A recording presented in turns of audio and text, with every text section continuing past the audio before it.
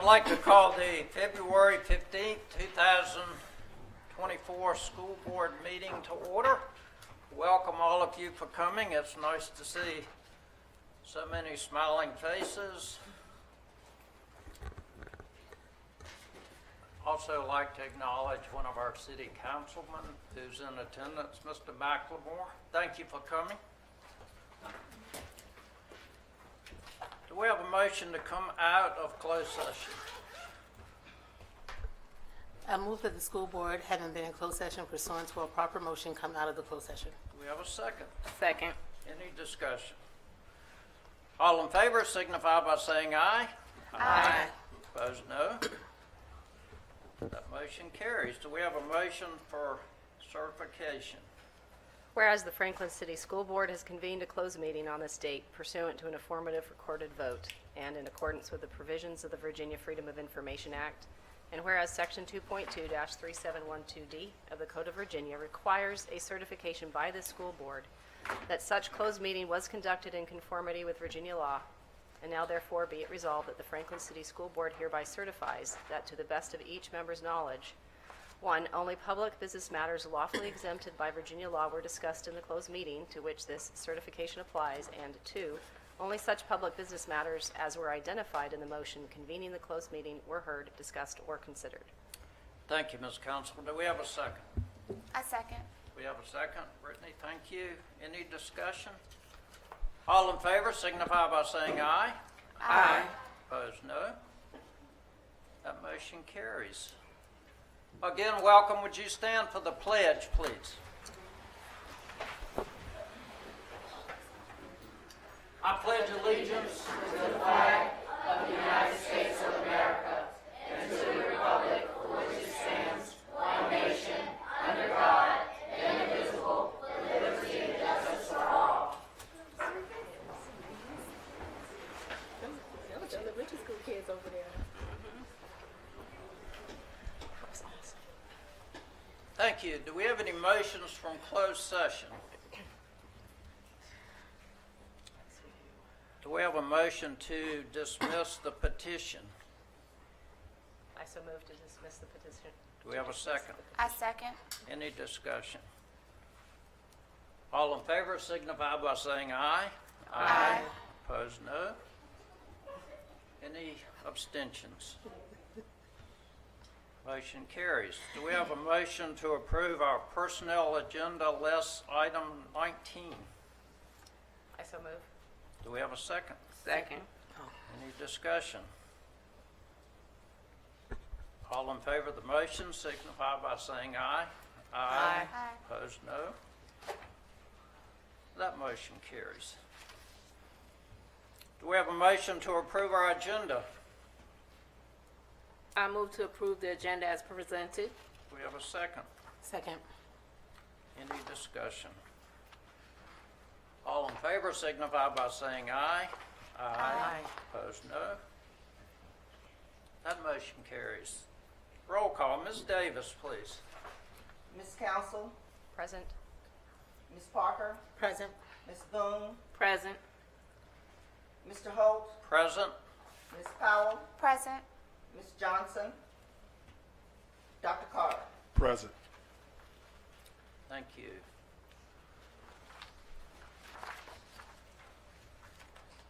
On our consent agenda, item 3.1, school board minutes for October 5th, 2023. That's the first reading. We'll vote on that in our next meeting. Item 3.2, superintendent's designate, Dr. Carter. Yes, Board. At this time, I've decided to make some changes for new appointment for designee for superintendent in my absence.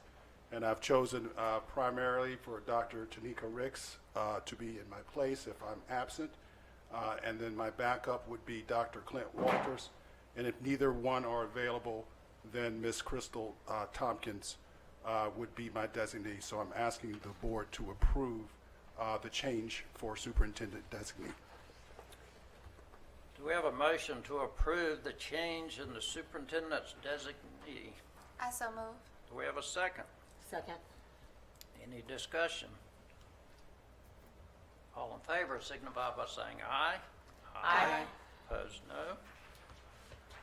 Any abstentions? That motion carries. Thank you, Board.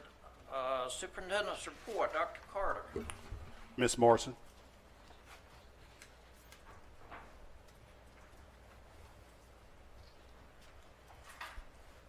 Dr. Carter, School Board, good evening. Good evening. I'm going to present the finance report tonight, and it's going to be in 4 sections. We're first going to review the January 2024 financials. Then we're going to review the vouchers for payment for January. Then we're going to review 5 proposed budget amendments for 2024. And lastly, we will introduce the superintendent's fiscal year 2025 budget. Okay. For fiscal year as of January 31st, 2024, 58% of the year has gone by.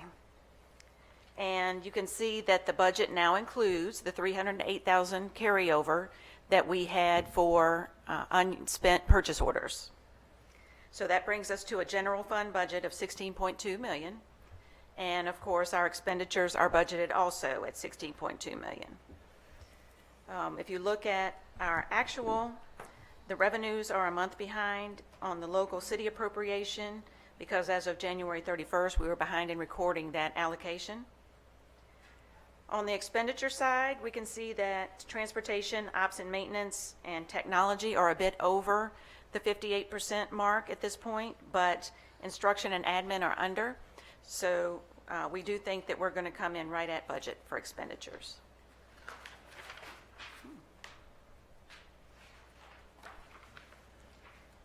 For the textbook fund, we have a budget of $129,000, and we've spent $20,000 of that so far. For the cafeteria and nutrition fund, we have received 35% of our revenues, and that's because there is a lag in receiving revenues from the federal piece, and we've spent 49% of our budgeted expenditures. And that means we are operating at a deficit.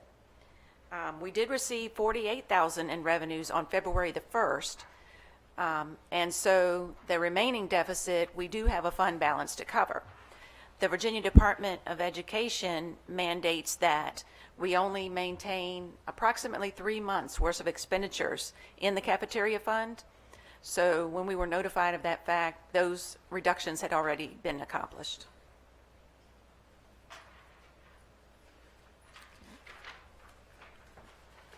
Looking at federal grants, we've received 45% of our revenues, and we've expended 43% of our expenditures. Next slide, please.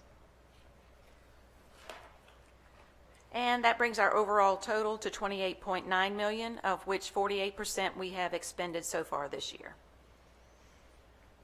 That concludes the January report. Next, I'll go into the January vouchers. If you'll go through those slides slowly, please.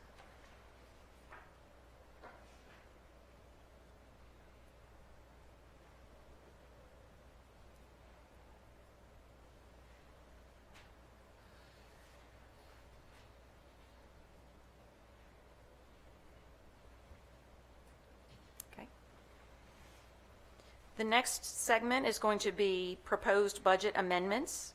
There will be 5 of them. I will go through each one of them and then at the end ask for the board to authorize all 5 of them.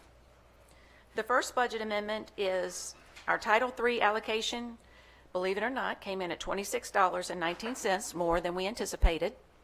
So we need both us and the city to make that adjustment to our budgets. The second one is our revised Title IV allocation. We received $3,348.34 more than we anticipated. The third one is our Stronger Connections grant of $227,000 for the security officers. That came in a bit lower than we anticipated by $4,729.22. The fourth one is we need to reduce the budget for the amount of the GAE grant. The reason for that is Portsmouth Public Schools paid $5,400 on behalf of Franklin City Public Schools to Paul D. Camp Workforce Center. Therefore, that we would not be eligible for this grant allocation. And the last one is to reverse a portion of the January purchase order carryover. When researching those purchase orders, we discovered one purchase order that was actually a duplicate of a previously executed purchase order. So we do need to reduce the carryover by that amount. We recommend that the school board approve these 5 budget amendments as presented. What is GA? Do we have such a motion? I so move. Do we have a second? I second. Any discussion? I just want to thank you for being so incredibly diligent in making our records as accurate and as transparent as possible. Thank you. I do have a question on the grants, though. Your third grant, the acronym GAE, can you please tell me what that is? Adult education. Thank you. Okay. So the fourth portion of my presentation is going to be the fiscal year 2025. Hold on. Hold on, Inter- Ms. Which is it, we haven't Morrison, they voted yet. haven't, Oh. We haven't voted yet. You're right. We have a motion and a second. We've had discussion. All in favor signify by saying aye. Aye. Opposed, no. Motion carries. Now, Okay, fiscal year 2025 budget now. The budget is a significant investment, but it is imperative to ensure the success for our students and to maintain a high-quality education for them to receive. We are proposing a balanced budget, represents a needs-based approach, focusing on the essentials for the students, the staff, and the schools.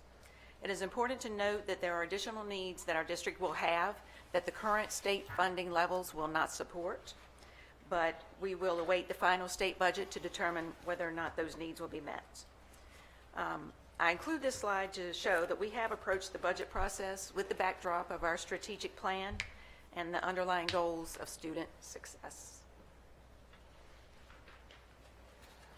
This is just a simple chart to show the revenues by source, and this illustrates where does the money come from. 42% comes from the federal government in the form of grants, 41% comes from the state government, and 17% comes from the local city allocation. Now you might ask, where does the money go then? What I don't have on the slide, where it goes, is if you look by function, 63% of that goes to instruction, 13% to operations and maintenance. And those are the 2 major categories that it goes to. If you look at it by object, 80% of the total expenditures of our budget are salaries and benefits. And that is not uncommon within school districts. The next slide is an analysis of the state piece of the funding. The fiscal year 25 state funding is currently based on the governor's proposed budget that was issued in January, and we are waiting for the House and Senate versions from the General Assembly as the legislative session progresses. In the meantime, our focus is going to be on prioritizing needs so that if and when we do get the additional funding, we will be able to make the quick budget adjustments. The state funding is mostly based on ADM, which stands for Average Daily Membership. Average daily membership is calculated as the number of days K-12 students were in attendance divided by the number of days the school was held. And that formula is used to distribute state funding on a per pupil basis. Previous slide, please. Our thought process is we want to base the fiscal year 2025 budget on the previous slide. Previous slide. There we go. We want to base the current budget on the current VDOE estimate of 945, even though our current average daily membership is 970 and trending upward. So we feel like this is a conservative approach at this point in time. This is a breakdown of the categories of state funding. This is a huge calculator that comes out, and it's broken down into these categories. Standards of quality programs.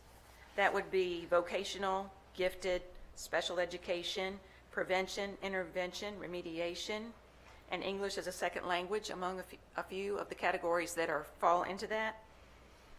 We're currently receiving, under an ADM of 976, $7.6 million for that category. The newest VDOE estimate of 945 and the governor's fiscal year 2025 budget assumptions show us at 8.5 million. So the overall state funding for standards of quality is increasing. The next segment is incentive programs, and that would be funding for pay increases, which currently is not funded. At Risk, Virginia Preschool Initiative, and Early Reading Specialists Initiative, and the technology grant that we get each year. And as you can see, that funding is going down.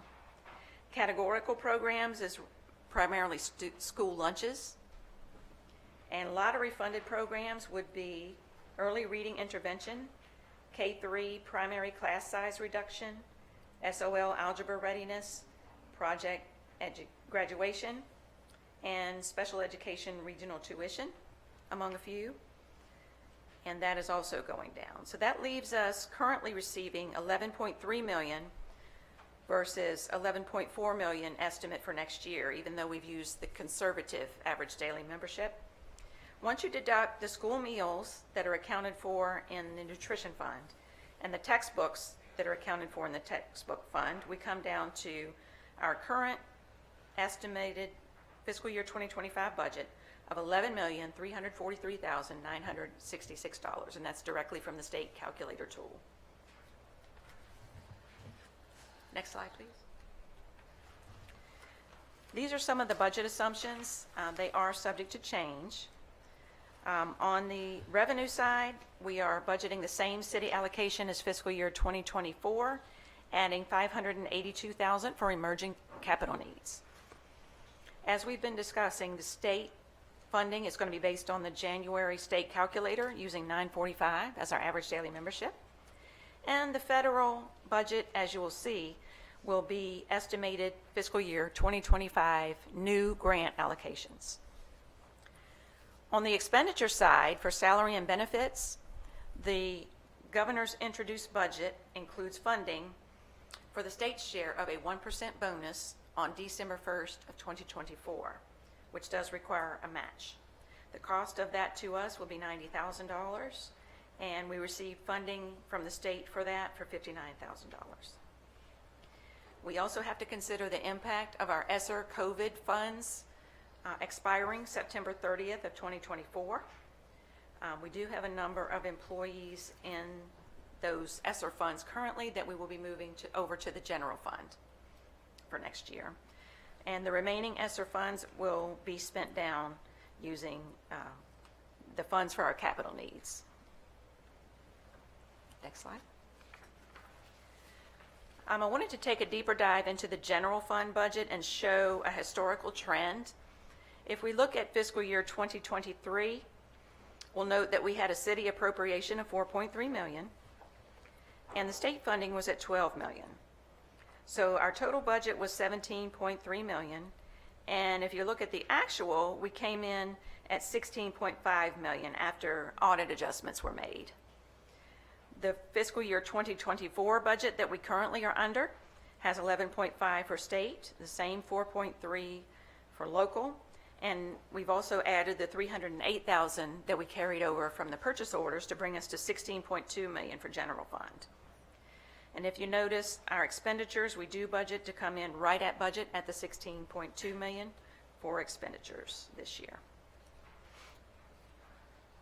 Next slide. So this is the total picture of the fiscal year 2025 proposed budget. The general fund, including grants, would be the $11.3 million that we saw on the previous slide. It'll be local appropriation of $4.9 million, including $582 for capital needs.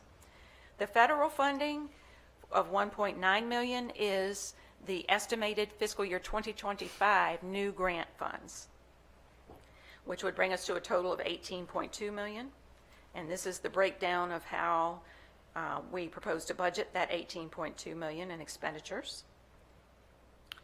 The textbook fund comes straight from the state funding calculator of $151,000.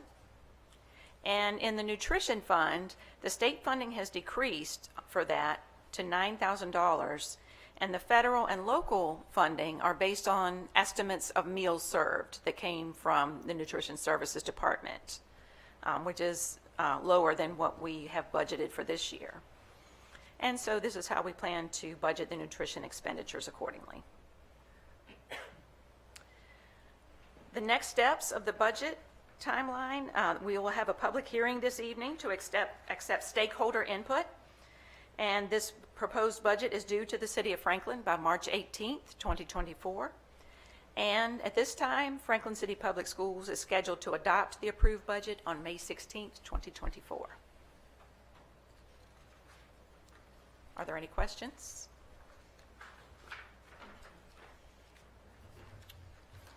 Thank you, Ms. Morrison. Thank you. Excellent as always. Now we'd like to invite members of the public to come forward and speak on our upcoming budget, fiscal year 24-25. So step up if you're ready to speak, please.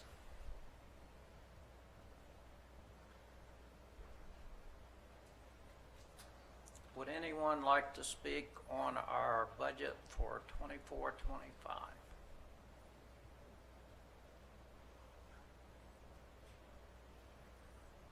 By law, we have to ask that question 3 times, so.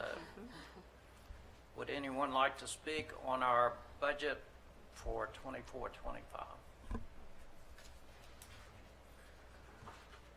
Hearing none, then we will close the public hearing.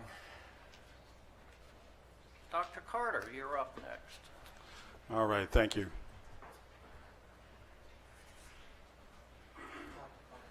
So how you want me to do this, Ms. Davis?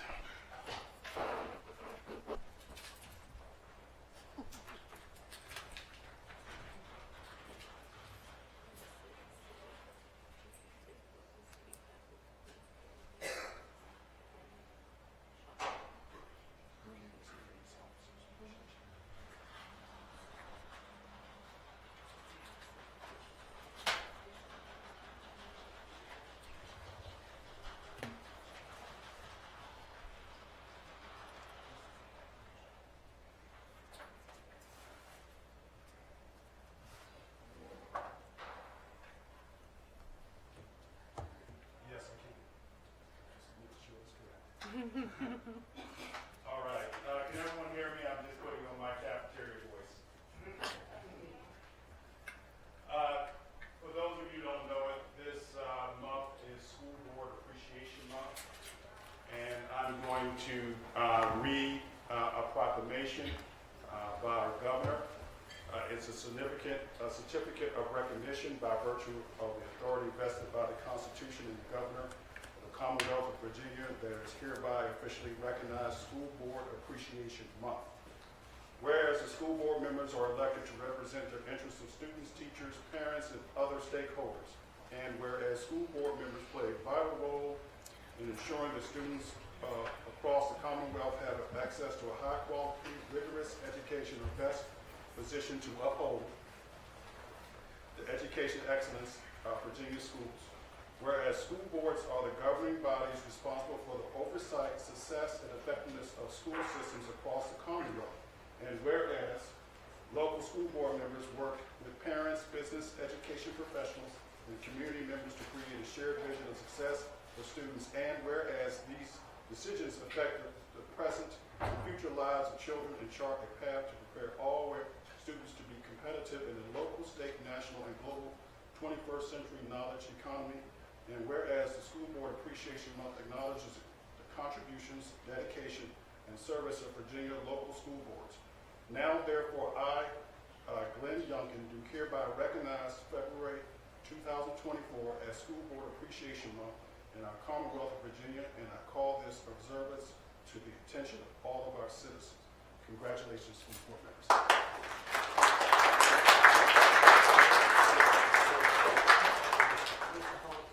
Yes. So I would like to recognize the ES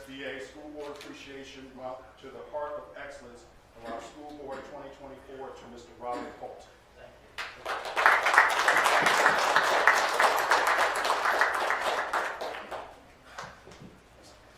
Yes, we got it.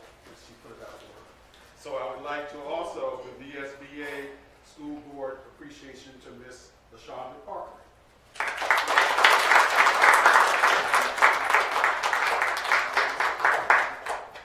Without going this over again, VSBA School Board Appreciation to Miss Orange Council.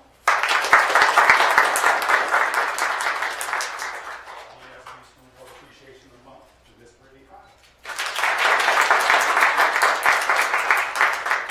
Last but not least, VSBA Appreciation School Board Month to Miss Christina Boone.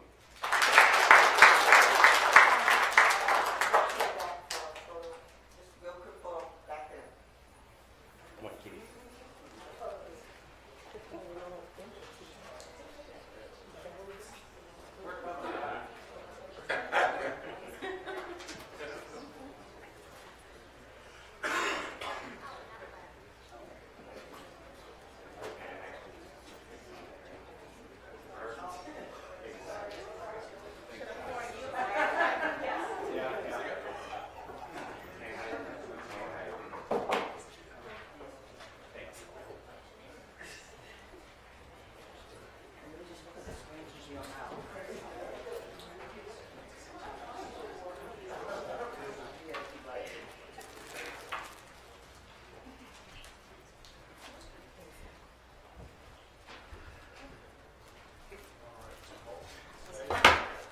All right, so our next one is also, this is Virginia School Board Association School Board Clerk Appreciation Week. And our school board clerk is the fabulous Almeda Davis.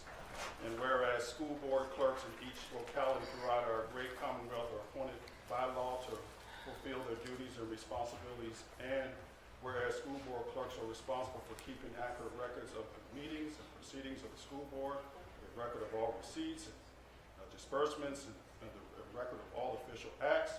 And whereas the school board clerks perform such other duties in connection with the school business of his or her county or city that may be required by the school board. And whereas school board clerks maintain frequent contact with the public, including parents, employees, and the media on behalf of the school board and superintendent. Whereas the school board clerks in the performance of the duties are often required to work extra hours in attending school board meetings. And whereas school board clerks help to ensure students achieve their highest potential and provide an invaluable service for school board members and superintendents. Now, therefore, the VSBA Board of Directors does hereby recognize February 12th through the 16th, 2024 as School Board Appreciation Week in the Commonwealth of Virginia. Come on down, Ms. Hayes.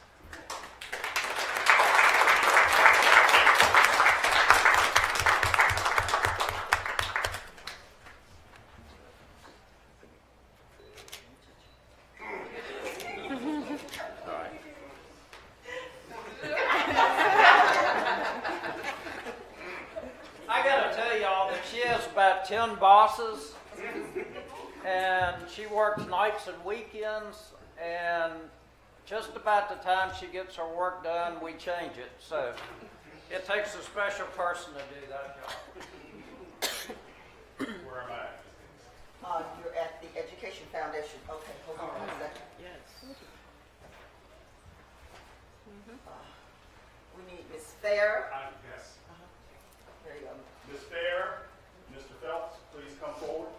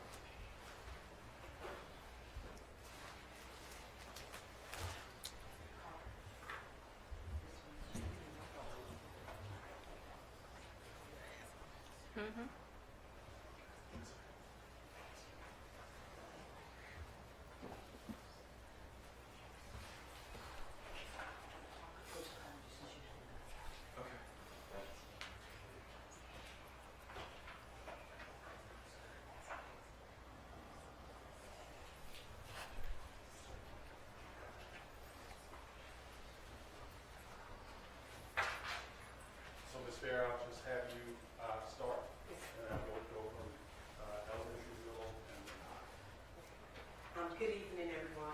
This evening, we would like to recognize and to give this great certificate because we are so honored and proud of our Teacher of the Year, as well as a young lady who comes in, and it doesn't matter what student come in her classroom, where they began. I promise you, before they leave, they would have been elevated, they would have been rejuvenated, and they would have been feeling of themselves that I can exceed. So would you help me join and welcome Ms. Janelle Mattel.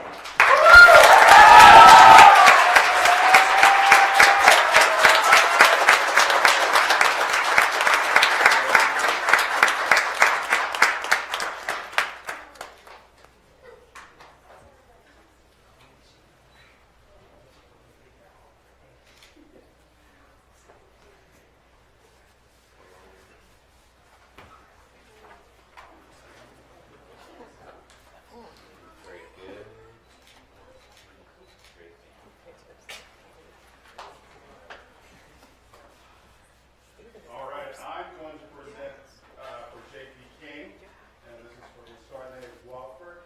Let me tell you that I visit, walk by this young lady's classroom every day. And the first thing I see is students that are engaged, excited, structured, procedures are there, high achieving. And let me tell you something, Ms. Wofford. When you were absent, when you were sick, they were asking me, Dr. Carter, when is she coming back? Please bring her back. And so I can't, and she's also, when we've had anything that we needed teacher input, she has stepped up and been the lead teacher to provide input. She is an asset to Joseph P. King Middle School. So I would like to have the honor to bring this award to Ms. Wofford.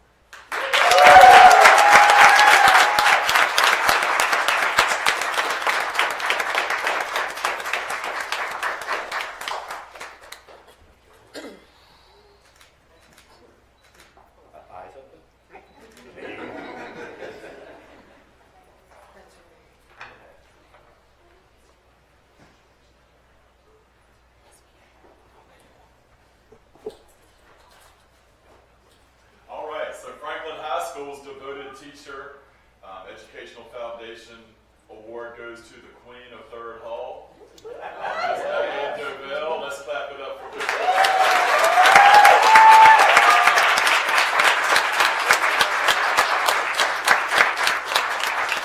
Ms. Dovell has taught English at Franklin High School for 6 years. She's been in Franklin City Public Schools for 13 years. She is on the Newsoms Town Council, bet you didn't know that. She's a graduate of James Madison University, and she's a career switcher. She wasn't always a teacher, so she made the successful transition as a career switcher, and she has both her undergraduate and graduate degrees from JMU. Ms. Dovell pours her heart and soul into her students every day. She fusses and fusses and fusses, but her fussing pays off because Ms. Dovell consistently has accreditation scores in the 90s, and that's over. I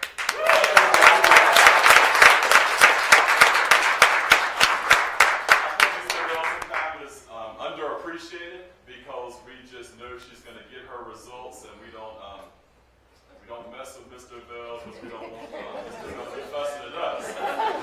But seriously, Ms. Dovell is awesome, and this award is very deserved. I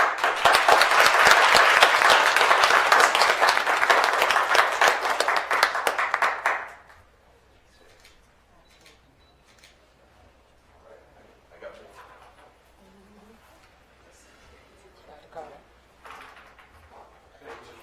Oh, wait.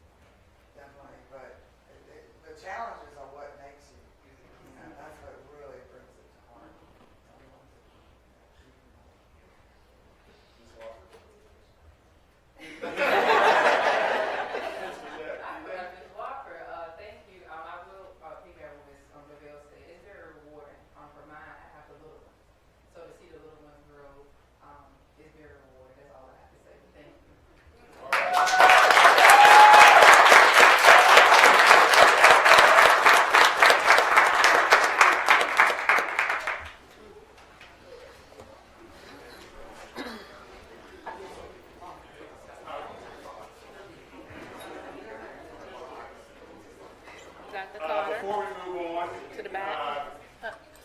Sir, pictures to the back. Oh, Thank you.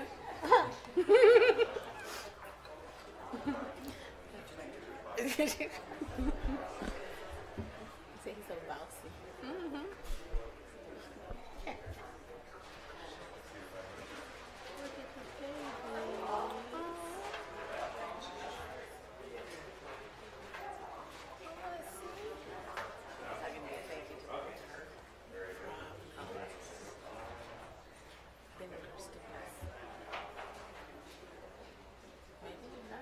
and Ms. Fair has a presentation for the board Oh, wow. on behalf of SP Morton.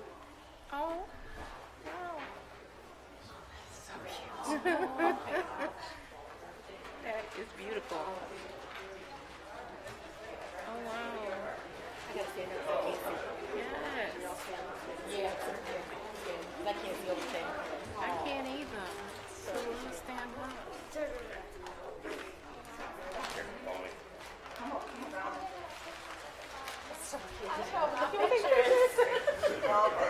We want pictures of them. Very fun. Oh my gosh, this is adorable.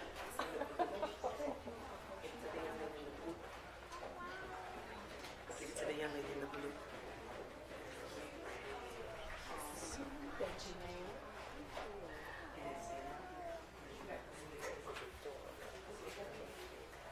Oh, that is so sweet. Thank you all. Thank you all so much. Thank you.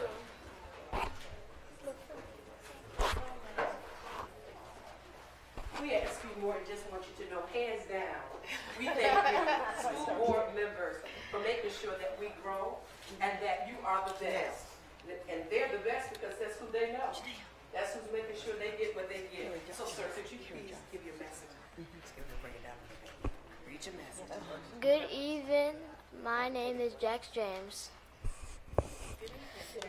What's your name? Jax James. Do it again. Good evening. I'm Jax James. In the third grade, Miss Fair, the students, staff of SP Morton wish you all a happy Virginia School Board Appreciation Month.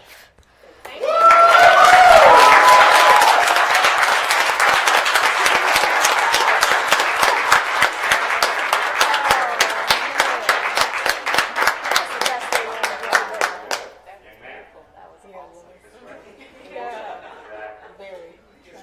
Gotta come on makeup. Thank you. Thank you. Thank you. Thank you so much, kids. We're gonna leave this right here.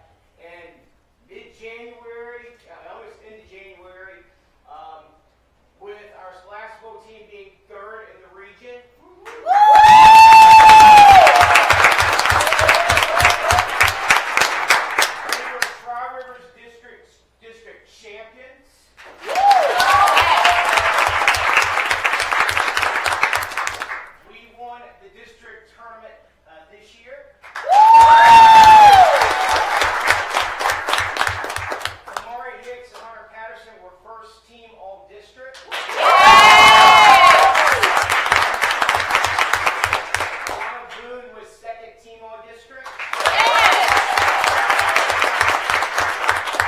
And I'm not sure why the answer wasn't 42, but this, I was coach of the year for the Tri-Rose district.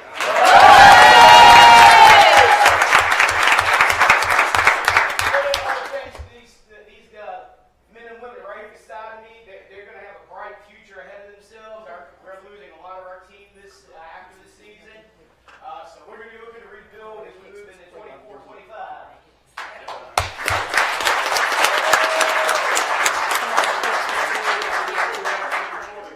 Kamari Hicks was player of the year.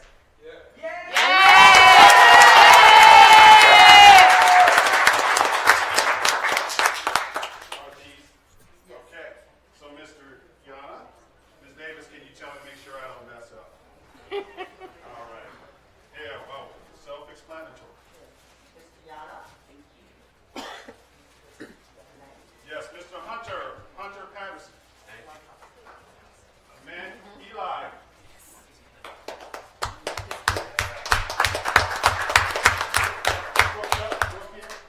Brooke is at the wrestling tournament. I'll be Brooke.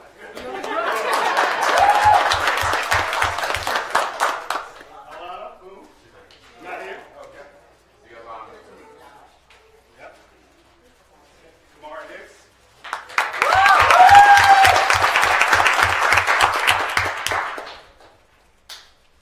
Ariana.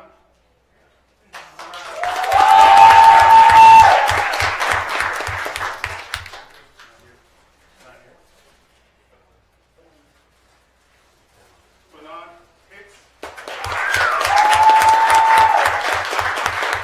Can you turn yours around so everyone can see? As you can see, it says their Scholastic Bowl team, and it has their jacket and their hat.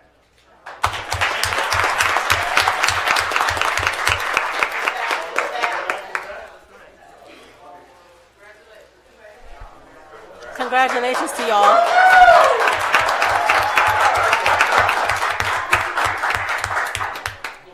Ms. Zerblue, come on down.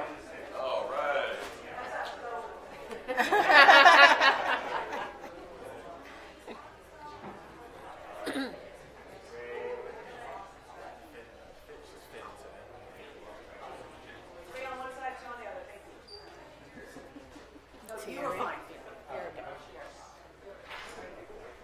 Ms. Zerblue, can you go ahead and tell us about the wonderful achievements this year? Yeah, so thank you, everybody.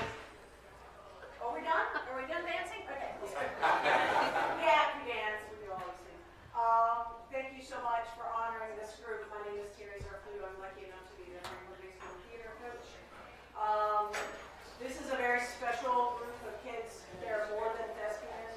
They are talented athletes, scientists, artists, leaders, and I'm proud of them. And most of everybody you see up here are seniors. Many of them have already been accepted at their top school of choice, and many of them have full rides.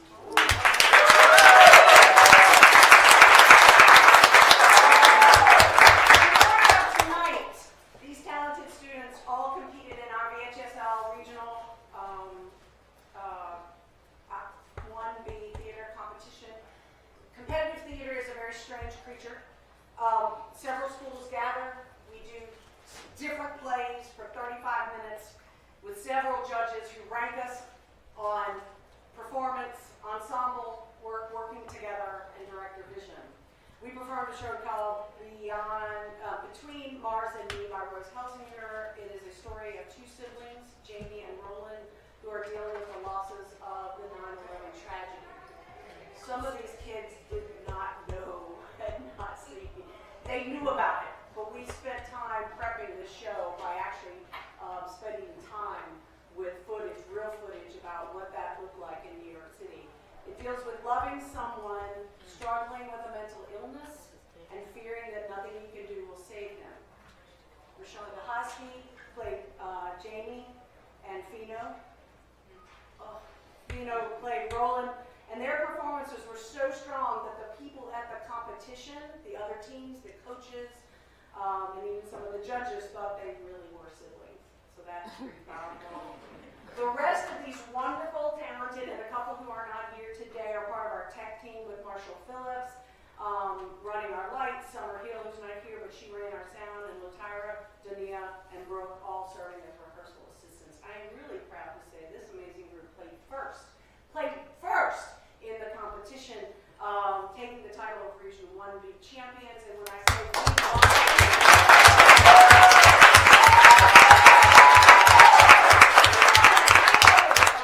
three other very good teams. Now, unfortunately, we were unable to proceed to the super regionals, and because of scheduling conflicts with actors, and this just proves, we had an actor who was phenomenal in so many ways. Most of these guys are phenomenal in so many ways, but we had a conflict with state level cross country. Wow.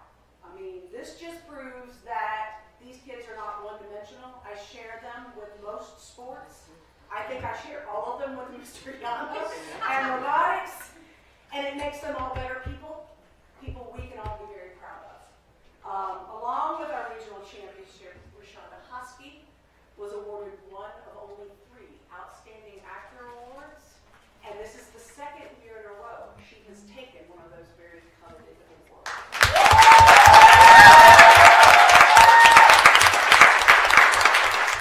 Like other sports, we don't have a season. We have a VHSL season in the fall, and then we play on the stage all year. So we invite you to come to our next performances. We're just getting started with that. Everybody's graduating. Mr. Gunner, what are we going to do next year? But they're all graduating.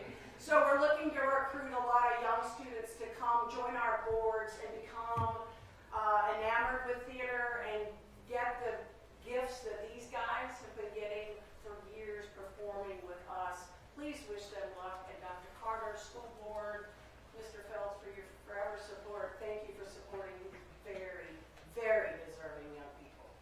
Thank you.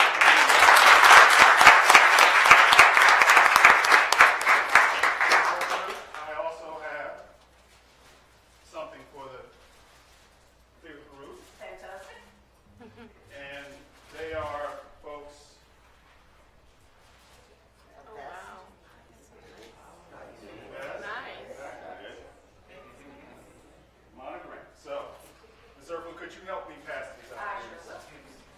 Be your man. Just always.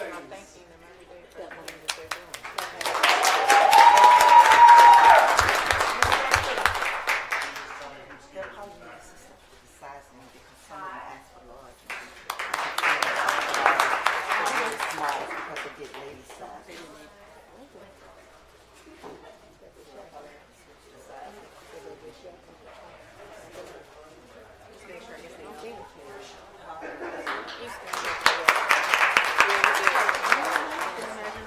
Yeah, they're gonna need to. I can tell that. Hold on, guys. There's You want to tell them? Ms. Zerfler, they're gonna have to swap sizes. That's fine. We need one. Okay. Monogram. Good night, guys. And they match. Are you okay? I love you, Peter. All right.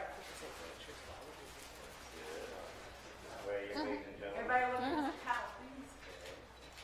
We'll do a picture over there. Quickly. Right. Congratulations.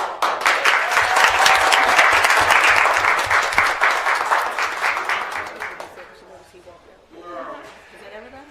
Attendance. Okay. Hold on.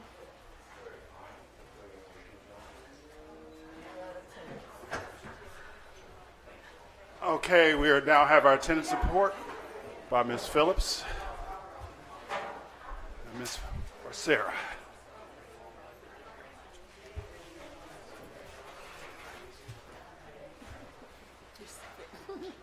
Thank you.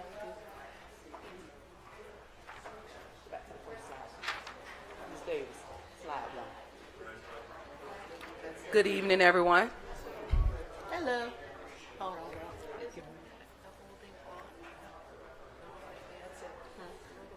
You ready for me to start? Okay. Good evening, everyone. At this time, our truancy officers are going to present to you an attendance update. We do have our new truancy officer that I officially wanted to introduce that have joined us later in the year is Miss Ashley Becerra. So she's going to partner with Amy tonight, and they're going to give you our winter attendance updates, followed by Miss Meaden Stratton with our attendance. Good evening, school board members. Dr. Carter. Good evening. We're going to take a quick highlight at what we're looking at for attendance right now. I like to look at this as a snapshot as of week 20, because a lot of things that we can put into perspective when we look back reflectively at where we've come from and where we are now. So when we look back at week 20, last year when we look at the attendance percentage, at SP Morton we were sitting at 89.09% average attendance for the year. This year on February the 8th, which was the end of week 20, we were at 90.84%. So we've seen nearly a 2% increase in daily attendance. At JP King, we have seen, we were at 90.6 last year. This year we were at 92.5, again, almost a 2% increase. And at Franklin High School, we were at 90.21% last year. This year we were sitting at 92.55, so just over almost a 2.5% increase, which shows that, of course, that we do have growth. We've got more kids coming to school on the average day. That's a really good thing. Now, unrecoverable, just as a refresher, I know we've gone over it before, but we have people watching, so just as a refresher on what unrecoverable means. So unrecoverable would be those students that have missed 10% of the school year. They were absent 10% of the school days thus far. So when we look at 10%, we're going ahead and looking at those that have hit that mark for the entire school year. So our school year is about 163 days. So we're looking at those students that have missed 16 days or more already. So in 2022, at the end of week 20, we were sitting at 84 students that were unrecoverable at SP Morton. Moving forward to last year at the end of week 20, we had 70. And then moving forward to where we are right now, that's 36 this year. That's a tremendous cut over the last 2 years. Yes, it is.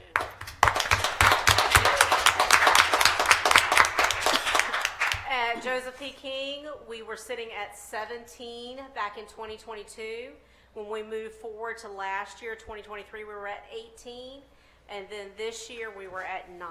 So over 2 years, we've cut about half. That's a good thing.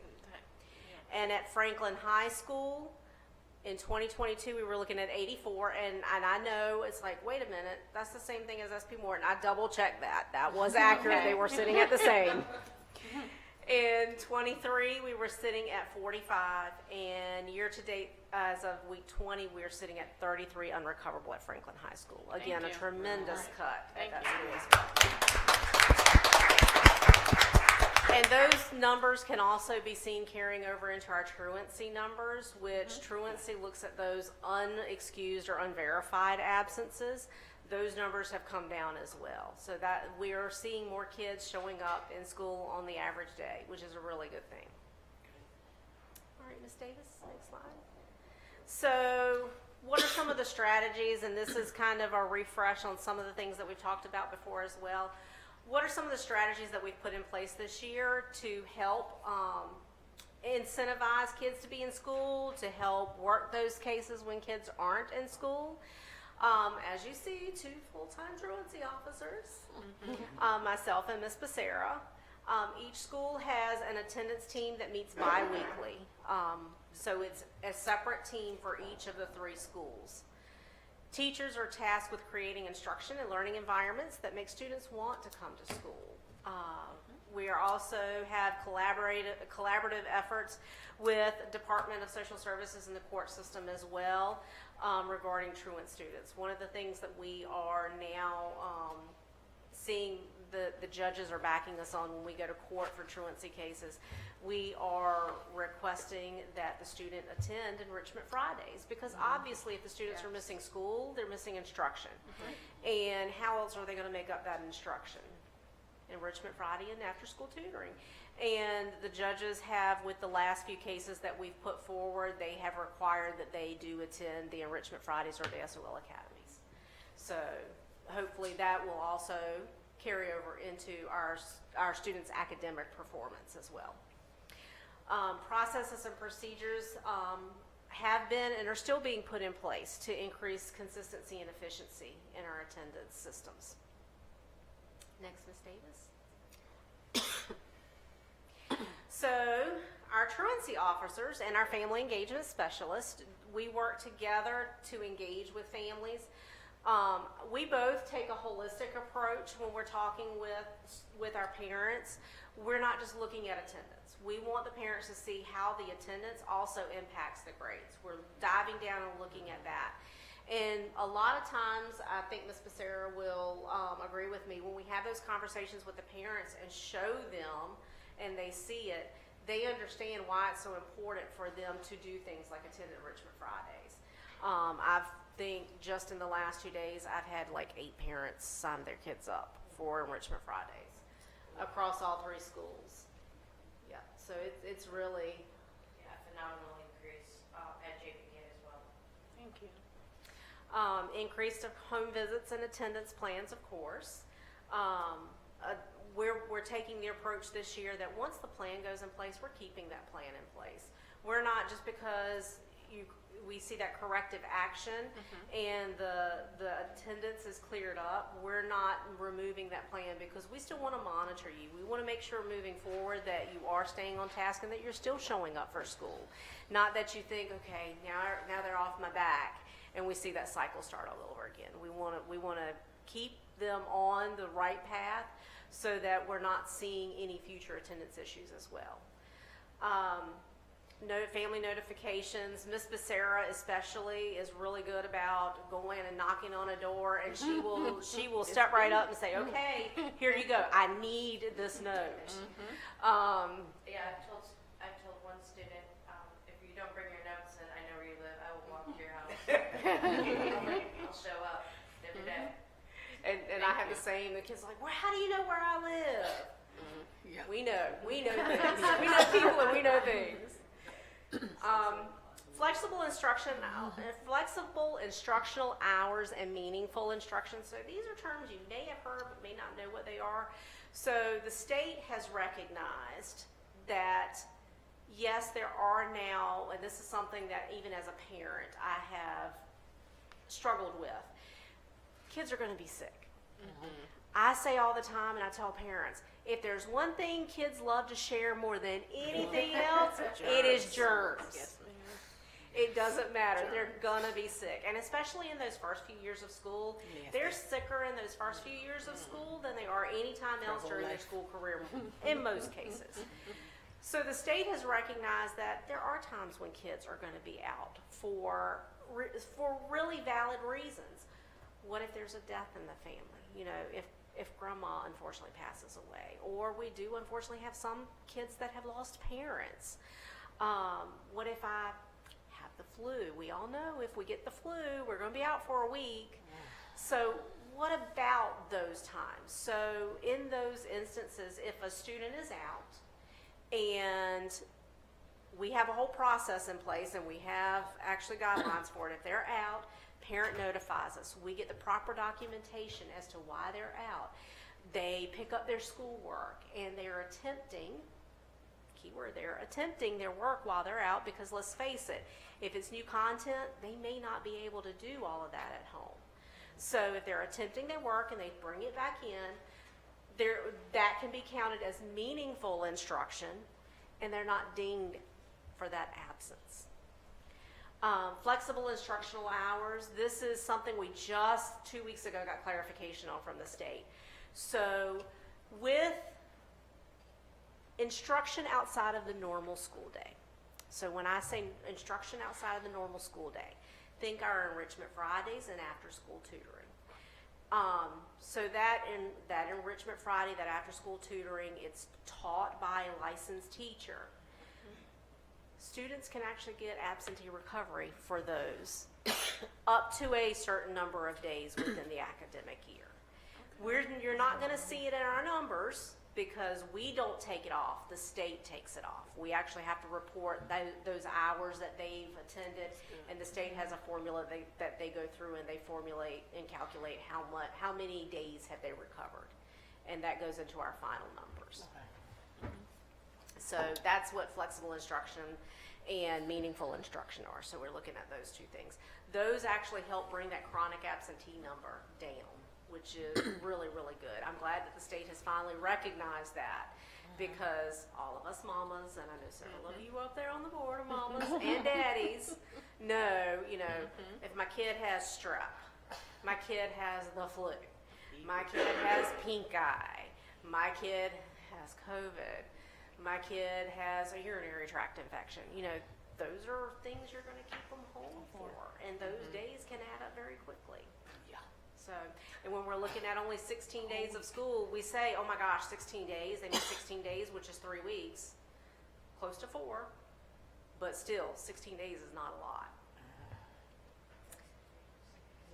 Yeah. So, and then also, as we have spoken about before, our wonderful attendance incentive pilot program that we rolled out this year, which we're going to go a little more in depth on. All right, Ms. Davis, next slide, please. Hello, everyone. So we have in this school year 23-24, we have we're rolling out the incentive program in 3 phases. So phase 1 is the monthly attendance incentive for the class with the best attendance. So for example, in January, we're presenting the class, the homeroom with the best attendance. So not being, gone for any reason, not just unverified, but for any reason. And we are presenting them with cupcakes this Friday. And this is something we do every month. We did donuts one month, gingerbread another month. So every month it changes. And then we change the criteria occasionally just to keep it fresh. Miss Phillips has a really neat thing where she puts letters, and then you fill in the letters for every day that you have perfect attendance. So we change it up a little bit. Phase 2 is periodic attendance auctions where students can spend their bucks earned for attendance. We just had our first one in December, and it went over really well. There was a lot of really great prizes, and I think the students are understanding how not only the buck system works, but how to properly spend their money and conserve money, spend money, and they took really well to it. And then we have phase 3, which is Advantage Passes students can use for academic advantages in their classes. So we brought passes for you all to see. Some examples are Second Chance, so they can retake a quiz in a subject class at which it is submitted, homework passes, drop a grade, deadline extension, and +10 to any grade. There are certain stipulations. You can only use, 1 per class per. But so you obviously can't buy up all the passes. They're reasonable price, they're $25, but we are hoping to roll this out very shortly, and I'll pass them around. That is so cool. Thank you. And the great thing is the students can use their bucks to purchase this. So maybe they don't see anything at one of the auctions that they want. Oh, wow. They can actually use their bucks to purchase these. And like we said, 1 per class, per grading period. And just for those dual enrollment kids, they can't use it on their dual enrollment classes. Oh. Sorry. Sorry.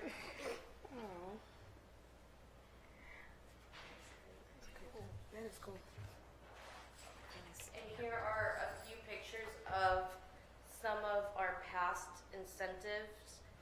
There is one from our donuts, or a few from our donuts, and that was from SP Morton.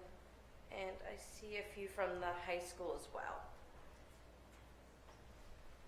And the center ones as well, like I said, family engagement and the truancy work hand in hand. So as you may be aware, every 9 weeks at the interim, we're holding teacher touch bases so that the parents can come out, and it's kind of like if Parent-teacher conferences and speed dating had a baby. That's the best way to describe it. You come out, you've got a few minutes, 5 minutes, meet with the teacher, just, hey, how are they doing? Is there anything I need to know? Is something I need to work with them on? And if I need to talk to you more, we're going to schedule a parent-teacher conference. So it's, that's the best way I can describe it is parent-teacher conference and speed dating had a baby. But the middle pictures that were there were from the last touch base, where we did randomly select some parents, some families that came out, and gifted them with some experiences for the family. We had bowling passes, we had Christmastown tickets, we had movie theater passes. And the families came out not expecting this, so they were a little overjoyed. It was a nice Christmas surprise for them. All right, next up, not me. Good evening, Board. Hello. So just like you saw the improvement with our chronic absenteeism, we are also seeing the effect of the efforts of the attendance teams in our building as our enrollment is trending up. Some of that is the fact that these ladies have beat the streets and found our kids that were missing. Lots of kids that were missing, or kids that weren't coming to school, or kids that had siblings that we knew were at home and were not enrolled. So our current enrollment right now is 987. That's the highest it's been in several years, pre-COVID for sure. Our ADM is 971, so that means we are definitely trending up. Please, that little yellow line, I know you like for me to tell you it's an estimate. That's my estimate. But I've gotten pretty good at this estimate over the last, several years. And then we also have students that are in pre-K that are not a part of that ADM number, but we don't want to forget them because we get funding for them from our Virginia Preschool Initiative. That's what your VPI is. So overall enrollment looks good. The trends are definitely going in the right direction. And I would say in the last couple of days, we've enrolled some kids that are not in these numbers. So I would be very confident in saying that our March ADM, which is the number that counts, will be higher than where we are now. Any questions? That's great. Truancy is so important. Thank you so much. Truancy is so important, and a lot of good work has gone into that. So thank you, ladies. Dr. Walters.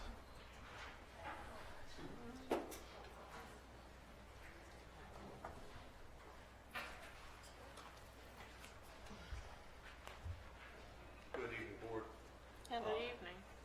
You'll see on the agenda that I've overwhelmed you with files, but it is in an effort to be both transparent and to give you some options based on where we are in our calendar development process.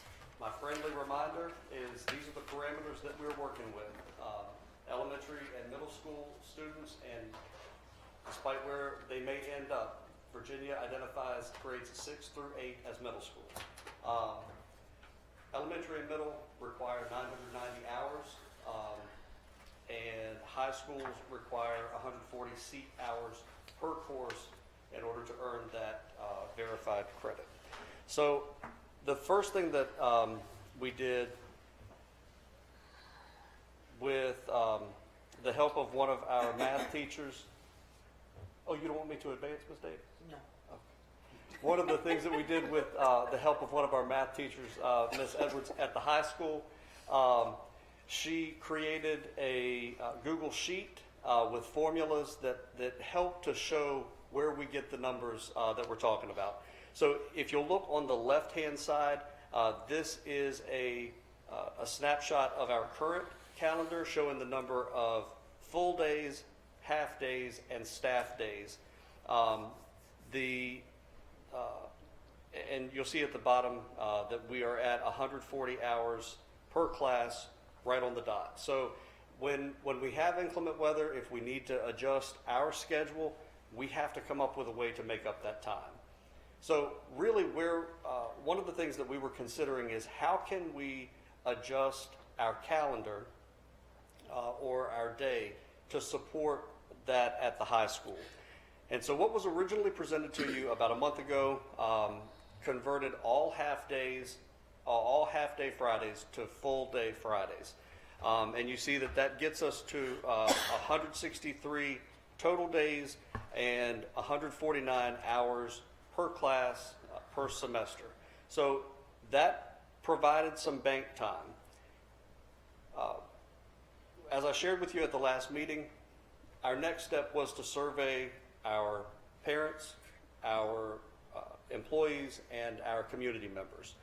So we did that, and we were fortunate to have 124 people participate in that survey. And the breakdown is 3 community members, 44 employees, and 77 families. The aggregate data is that 70% of participants were in favor of the calendar as it was presented. When we dig down just a little bit deeper and we look at each of those subgroups, we see that employees were in favor of it as originally presented at 77%, and families were in favor of it as it was presented at 68%. But when the calendar committee met, we took a look at that data, and we took a look at the qualitative feedback from the survey, and that was one of the files that I shared with you in your packet. And that really helped to give us an idea of what were some of the thoughts for those individuals who participated. And they said, no, they weren't in favor. What were some of the changes that they were hoping to see? And just a general breakdown, the elementary school was going too late. There was some feedback about the high school needing to start later or get out earlier. And then there was some feedback regarding the wellness days and half-day Fridays needing to be put back in the calendar. So the committee really took all of that feedback and generated a few different options for you to consider. Again, this is the calendar as it was originally presented, and I had a hard copy placed at your seat at the dais, just because that's going to make it a little bit easier to see as we move through. So the first one, and I hand wrote on yours original. Ms. Davis, next slide. So based on the committee feedback, there was a concern about transitioning from half-day Fridays to full-day Fridays and the impact that that was going to have on PD for teachers. So kind of keeping that in mind, and also as the attendance team just shared, VDOE is providing some flexibility with instructional time and using asynchronous days that we can actually count toward our seat hour requirement. So the committee did consider that as a potential solution to address that PD concern. The committee also suggested modifying the existing calendar and extending the half-day Fridays to gain about 2 additional instructional hours per Friday to help bank some time for the high school, but then also to leave a little bit of time at the end of that Friday for professional development. There was also discussion about the possibility of starting prior to Labor Day, and there really was some rich discussion with that on the committee. The consensus was if we start before Labor Day, we want to be able to change semesters when we come back from winter break. Because if we only go a week early, then in essence what it does is it robs us of some review time prior to the SOLs when we come back in January. And so we didn't think that that was a good option for moving forward. So based on the survey feedback and the committee's discussion, there are 2 additional options for you to consider for next school year. The first option is to introduce asynchronous learning about 7 times over the course of the year. I did notice when I was prepared for my presentation that I miscounted the number of asynchronous days. It should actually read as 7 and not 6. But that would allow high school students to continue their learning asynchronously.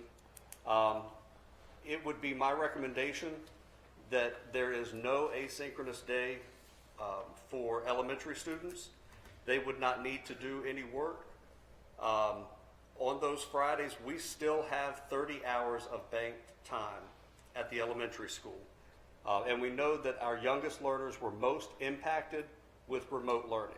So on those asynchronous days, elementary students would not be required to complete any assignments.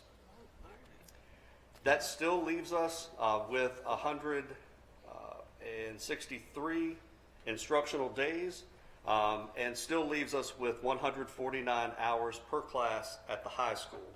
And as I said, 30 banked hours at the elementary school. The next option, and The question. I'm so sorry. So the asynchronous days don't apply to the elementary school at all? They'd be days off? They for would the be elementary? out, yes, ma'am. They'd be out on those days? Yes, ma'am. Okay. We know that that is not a good model for elementary. And so we don't want to tax our youngest learners or their families with instruction at home. And they still, like I said, have sufficient time that they would not be required to do work on those days. Now, what I attempted to do, and you'll see, do you have a question, Ms. Boone?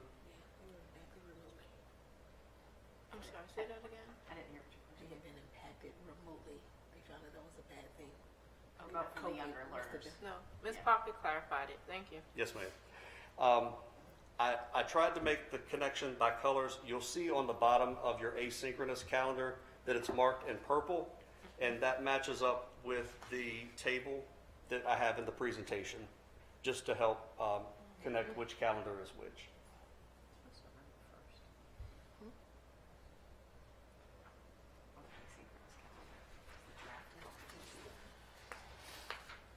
And the final option that we were considering is using our current calendar as a model, extending the instructional day so that each course meets for 75 minutes at the high school on Fridays. And that will increase instructional time. That will provide us with 5 hours of bank time per course at the high school. And again, this will also provide the elementary school with a total of 41 banked hours because we would have to also increase their time in school on the Fridays. So currently, there are 3 hours of instruction on Fridays. This extension would move to 5 hours on those half-day Fridays, still providing some professional development time for the schools as well. And again, I tried to capture that same salmon color from the chart on the bottom of that calendar, just to make the connection for you a little bit easier. So there are 3 options of calendars that would more than meet our instructional requirement. And I would be happy to answer any questions that you might have. Do we plan to resurvey based on all 3? That's an option that we could pursue, yes, sir. Some preliminary feedback I've gotten from just a few teachers, a very small sample admittedly, is they feel the half day is not a productive half day. And then the professional development doesn't always get done in the afternoon. They tend to like the asynchronous schedule because it's a longer day and they still, the students might be more engaged that day, and there's still some time for professional development, so. That's only 2 or 3 teachers that have mentioned that to me. But I didn't know if you'd heard anything like that at all. We have not sent all 3 calendars back out for feedback, but that's certainly an option that we could do moving forward, and then bring that information back to the board for consideration. If we do choose to, or if you choose to go with a survey, I would like to see that there's really clear explanations of how the asynchronous days apply differently to the different age groups. And I guess the breakdown of how the hours, the seat hours are impacted with the half day versus the whole day. I just want to make sure that people really understand why we choose one or the other, because otherwise they might just look at the calendar and think, oh, well, this is more convenient for my family, instead of realizing the importance of the decision-making behind it. Yes, ma'am. With the extended half-day, just one more time, excuse me, pretty much it seems like it's the same. We have early dismissal days, just like we have wellness for our enrichment days. On the early dismissal days, what did you say, how far are we talking about extending those days, those hours? So we would, we currently have 3 hours of instructional time on our half-day Fridays. We would need to extend that by 2 hours to have a total of 5 hours of instructional time. So it would leave about 2 to 2.5 hours of professional development time based on extending it from 3 hours to 5 hours. Can you kind of give us an estimate of what time they'd be dismissing then? And it would be different for schools, correct, because of the busing? It would be different. So I'll lean on Ms. Fair and Mr. Phelps. Currently, the high school dismisses on the early dismissal Fridays at 10:45, 10:40. So it would be about 12:40. And then proportionally, I believe currently 11:40 at the high school, so 1:40 at the elementary school. So they're essentially almost full days minus an hour, hour and a half, something like that, if we did the extended half days. Yes, ma'am. Excuse me. Okay. Another comments I've got from teachers at the elementary school is, in order to do the half days, we had to extend the first 4 days, which makes an extremely long day. Right. And it was very difficult for them this year, I think, and the kids too. And with all the options that we have, this shaves 40 minutes off of each day at the elementary school, because that was really one of the biggest pieces of feedback that we received from families in previous calendar development, is just the length of the day for some of our youngest learners. So even changing the start time from 8:20, which is the current start time, to 9 o'clock, looking ahead to next year, we can shave 40 minutes and we still have sufficient time at the elementary school. So when you say shave 40 minutes, is that 40 minutes at the end of the day? No, ma'am, it's at the beginning. That's what I'm saying, so they're still coming home after 5. Why are Six. we shaving it from the front instead of the end? Is that the transportation But issue? yeah, because I can't transport students from the high school when they dismiss at 3:15. I can't get the buses back to the elementary school before 4 to 4:15. So that was one of the things that I shared at the previous meeting, is that really our calendar is a reflection of operational needs. That our bus drivers run both high school and elementary, that we don't have distinct fleets. So we're able to reclaim time by having a full day Friday means that the elementary school has a shorter day. And it just means that we bank enough hours in the high school. The high school's not necessarily shorter, it's just the elementary school gets that benefit. Correct. Okay. But how is it shorter if they're still coming out late and they're going in late? They're starting later So then they're going to school 9 to 5. instead of 8 to 5, right? And by the time they get home and everything gets done, they're getting into bed at what, 9:30, 10 o'clock? Right, but they don't have to be to school as early, I guess, that's the idea. Yeah, shaving 40 minutes for the kids also shaves 40 minutes for the teachers. So they've let me know that too, so. Does that make sense? No.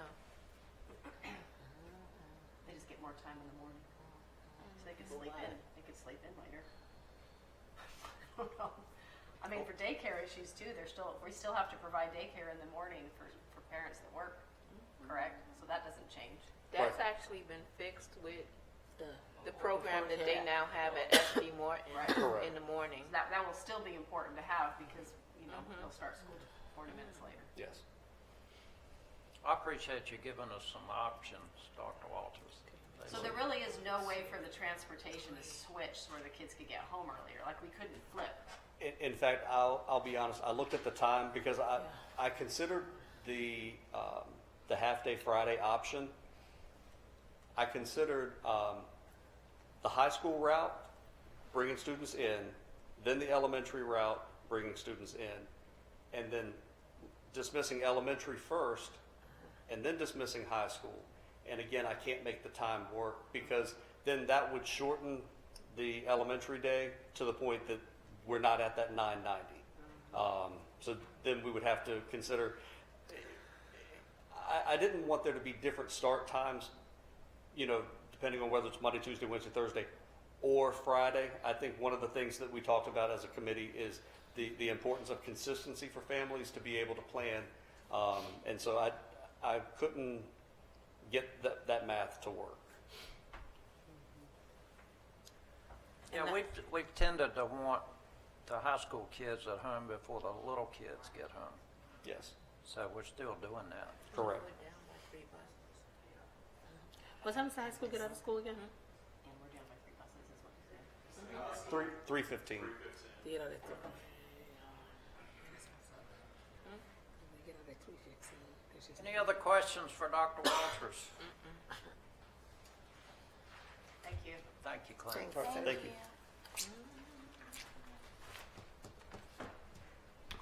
Mr. Spa, He comes out He's of up the- nowhere. it's coming out.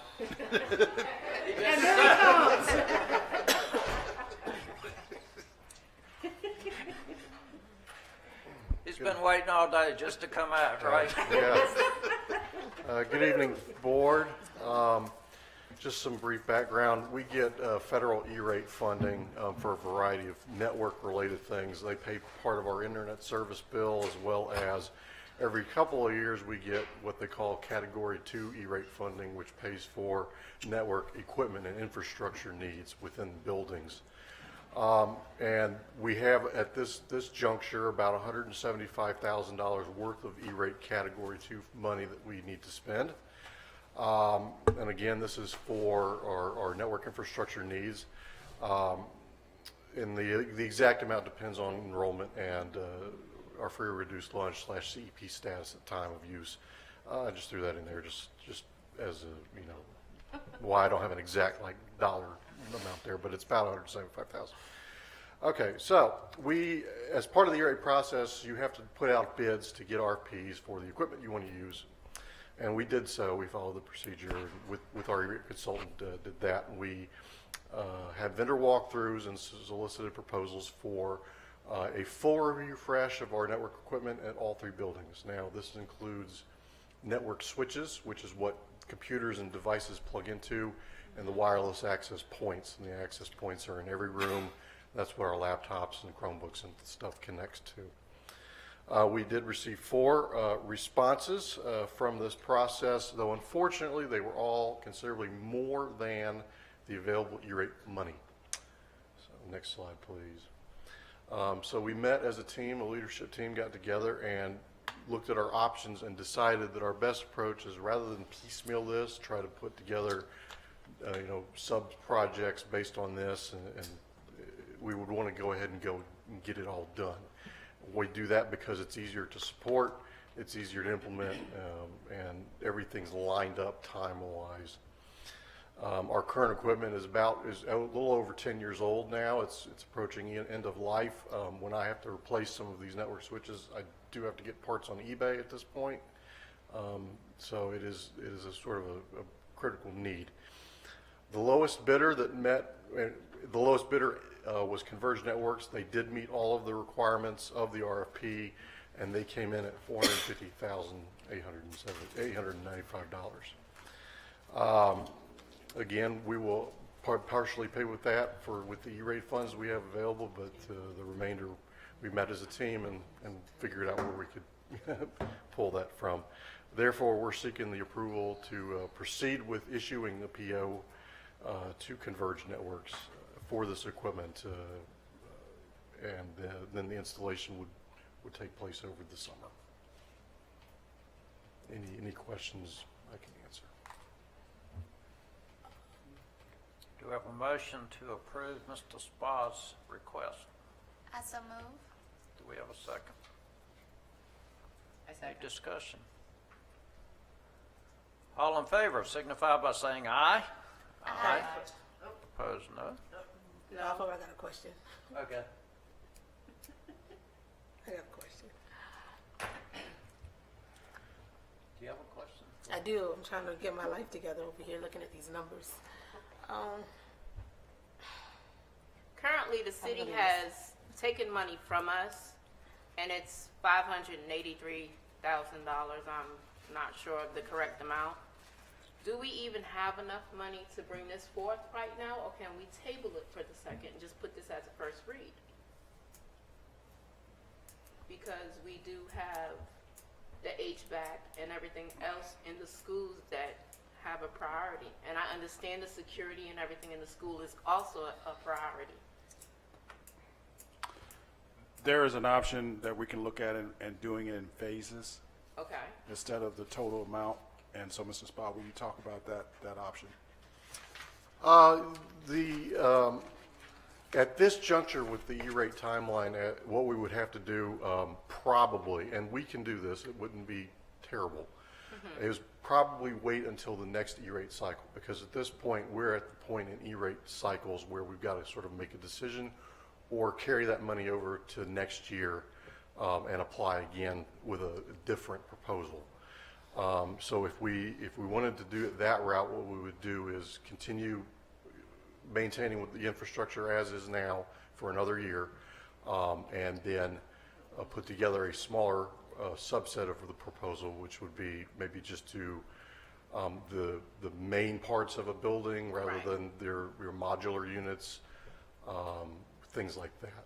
So with putting Band-Aids, and I'm sorry, excuse me, with putting Band-Aids on this project, because that's what I'm hearing, will we actually lose this funding? No, for it? no, we have another year to make use of this Category 2 funding. So we won't lose a rollover option. We won't lose the Category 2 funding. Now, if our enrollment goes down in that period of time, we will get less money. If enrollment goes up, we'll get more money. But we have one more year, one more calendar year to use that particular section of money. So, Mr. Spa, will you explain the difference between parsing it out separately and then a bundle?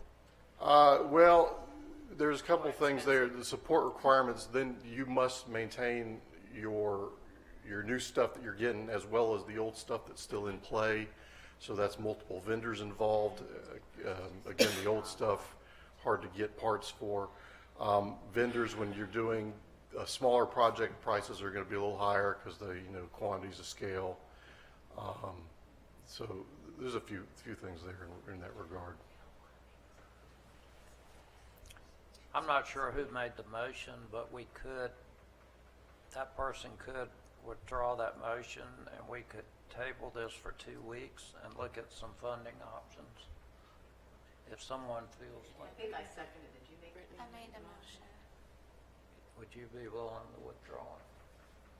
If it's gonna be the most cost-effective thing for us, then I don't mind withdrawing it. Okay. I mean, I understand what you're saying, because if you're trying to, we buy something new, still trying to maintain the old one, you're that can be costly as well, versus just going ahead and switching it out. but we do have other priorities. Maybe just withdrawing it so we have further chance Yeah. of discussion and evaluation. I'll opposed withdraw to- my motion to approve.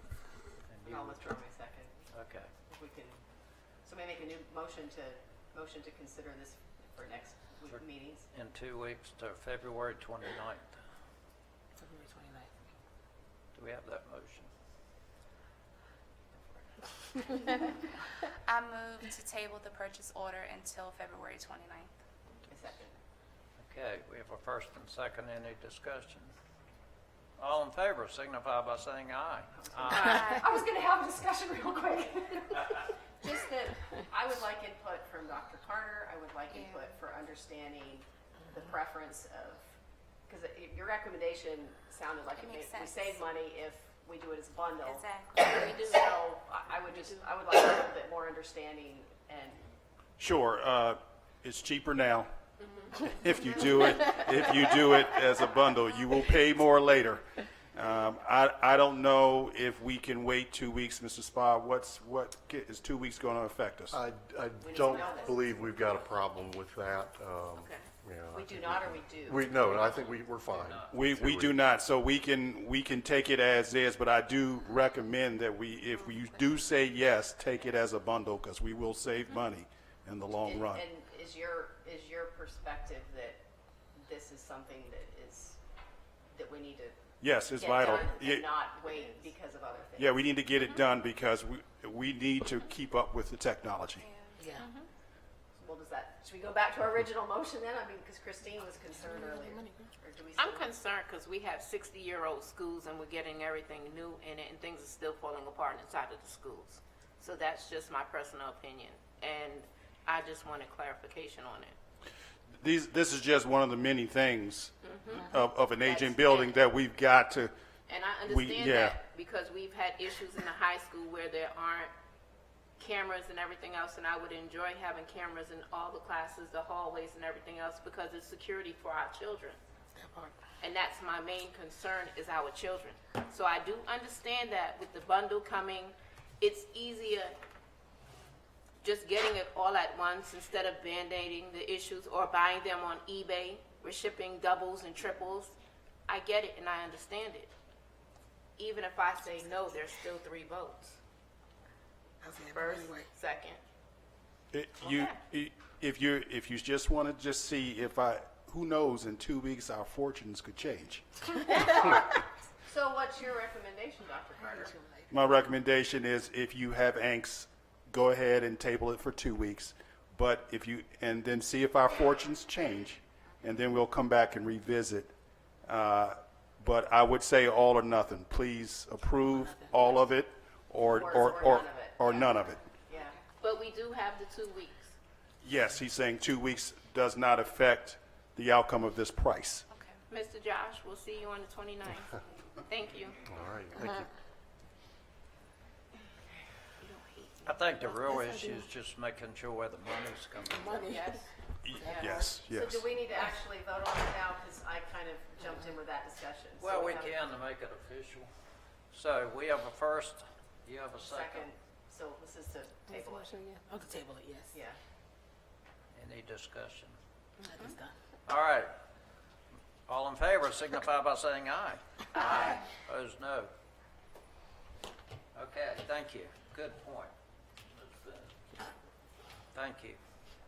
I don't know. Shonda's ready to bite me. No, I like it. We have no citizens time people signed up. So any comments from the board? I guess just that we continue to appreciate and need community support, making aware everything that's going on in our community regarding our schools and the need to be focused on our children and investing in our amazing students. I feel like we had a great showing tonight of something that we can really celebrate and be really proud of. And it was from all 3 schools, and we need investment in our children.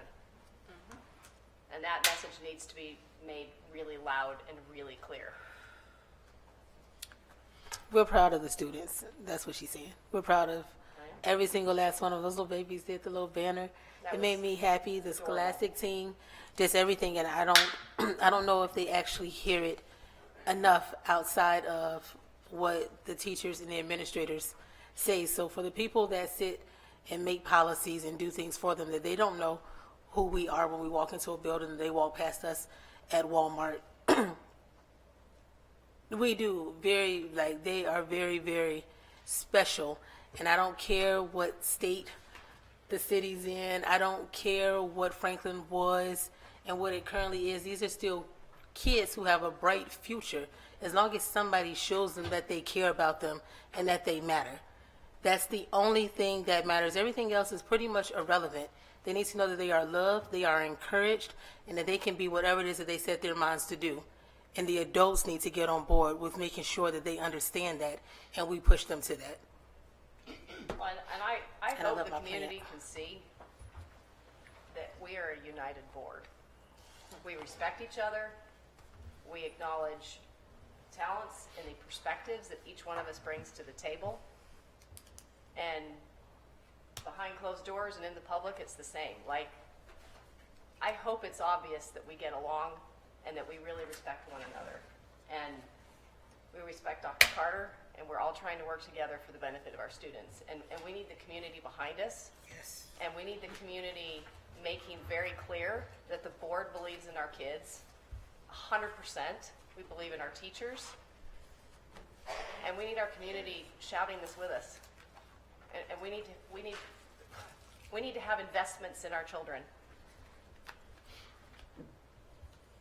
So, I think we all feel pretty passionately about that. That part. The board knows this, but I'll say it publicly. I've been on 15 different school boards, and this is the best one we've ever had. So, thank you, board. Thank you, Dr. Carter. Thank you. Thank you. Thank you. Do we have a motion to adjourn? Moved. Second? All in favor signify by saying aye. Aye. Opposed,